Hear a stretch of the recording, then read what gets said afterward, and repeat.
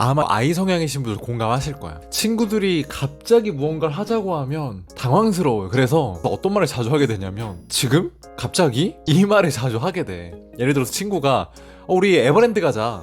지금? 갑자기? 이런 경우가 진짜 많아요. 굉장히 사교적이고 활동적인 친구들을 만나면 그 자리에서 바로 막 무얼 하는 게 있거든요. 그럴 때마다 내가 하는 말이야. 지금? 갑자기? 바로? 오해하면 안 돼. 사람은 좋아요. 친해. 근데 뭔가 말로는 설명 못할 부담감이 있어요. 예를 들면 저 예전에 직장 동료 선생님들이 계신데 친하거든요. 약간 전우애가 많이 쌓였어. 그래서 같이 만났어요. 5명이야. 남자 2에 여자 3명이에요. 같이 길거리 지나가고 있는데 스티커 사진 찍는 데가 있었어. 근데 극 이 성향이신 두 분이 우리 사진 찍어요 와 하고 막 들어가는 거야. 근데 그 두 분만 극 E고 나머지 3명은 약간 I 성향이거든요. 그래서 갑자기? 지금? 이러면서 둘은 들어가고 우리 셋은 눈빛만 교환하면서 지금? 이런 표정이었어요. 아 불편하다 약간 이런 마음이 있었어. 근데 또 안 들어가는 건 아니야. 일단 같이 다 들어갔어. 그랬더니 이제 이 성향이신 두 분이 가발도 막 갖고 오고 씌워주고 이 가발 너무 웃기다 이것도 써봐요 씌워주고 막 이래. 근데 그때까지도 우리 아이 3명은 불편한 거야. 막 이렇게 가발 쓰고 그러다가 우리 사진 찍으러 들어가요 이러고 막 들어갔어. 그래서 이제 카운트다운이 되고 포즈를 취해야 되잖아. 너무 웃겼던 게 그 아이 성향 3명도 지금? 이러고 이제 들어갔는데 하나 둘 셋 하고 찍잖아. 하나 둘 셋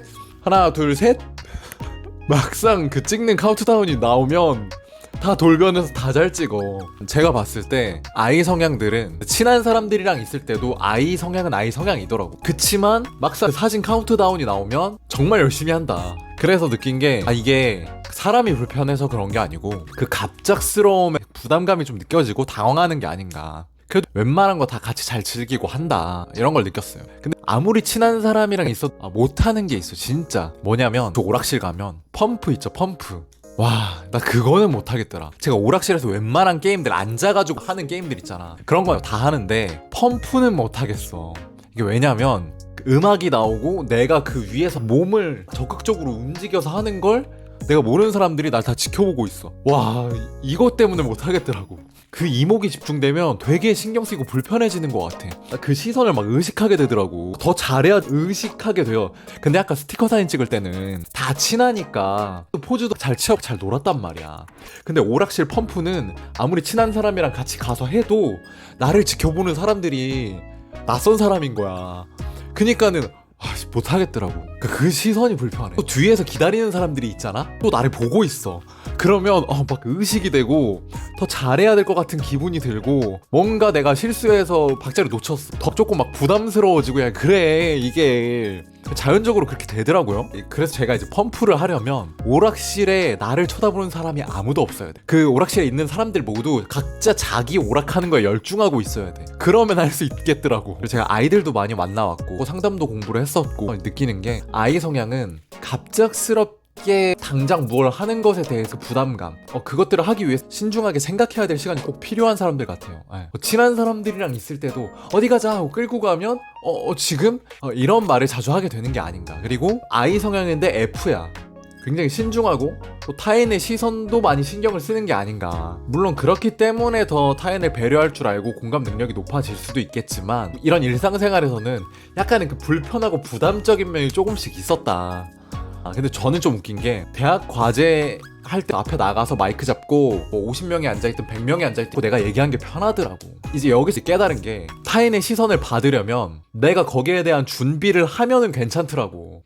근데 펌프는 내가 준비되지 않은 상황에서 타인의 시선을 막 받아야 돼. 그래서 이게 못하겠더라고. 아이 성향인 분들한테 이거 어때? 해볼래? 괜찮아? 라고 조금의 여유 있는 텀을 주는 게 필요하지 않나 이 생각이 들고, 또 I랑 F 코드를 가지신 분들은 타인의 시선을 받는 게 두렵고 어색할지라도 내가 세팅된 상황에서는 남 앞에 서서 이야기하는 게 자유롭게 표현을 할 줄 알아야 되는 것 같아요. 너 펌프 못해.